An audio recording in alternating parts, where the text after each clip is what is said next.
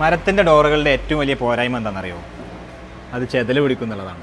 എത്ര പേര് കേട്ട മരമാവട്ടെ, എത്ര ടെർമൈറ്റ് ട്രീറ്റ്മെൻറ്റ് ചെയ്ത മരമാവട്ടെ, എന്നാൽ പോലും കുറച്ച് വർഷങ്ങൾ കഴിഞ്ഞാൽ ചെതല് വരാനുള്ള സാധ്യത വളരെ കൂടുതലാണ്. പ്രത്യേകിച്ച് വാതിൽ കട്ടിലകൾ.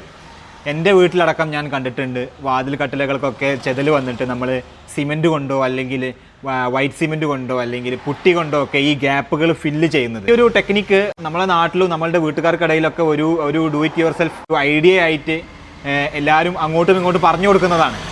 പക്ഷേ സ്റ്റീൽ ഡോറിൻ്റെ വാതിൽ കട്ടിലയാണെങ്കിൽ ഈ ഒരു ചെതല് വരിക എന്നുള്ള ഒരു കൺസെപ്റ്റേ നിങ്ങളുടെ ജീവിതത്തിൽ പിന്നെ ഉണ്ടാവില്ല. ഇതിൻ്റെ വാതിലുകൾക്കും വാതിൽ പൊളികൾക്കും മെയിൻ്റനൻസ് വളരെ കൂടുതലാണ്. നമ്മൾ ഓരോ വട്ടം പെയിൻ്റ് അടിക്കുന്നതിന് മുന്നേ നമ്മളിതെല്ലാം സാൻഡ് ചെയ്തിട്ട് പിന്നെ രണ്ടാമത് പോളിഷ് ചെയ്യണം. അങ്ങനെയൊക്കെ മെയിൻ്റനൻസുകൾ വളരെ കൂടുതലാണ്. സ്റ്റീൽ ഡോർസിനും വിൻഡോസിനും അങ്ങനത്തെ മെയിൻ്റനൻസ് വളരെ വളരെ കുറവാണ്.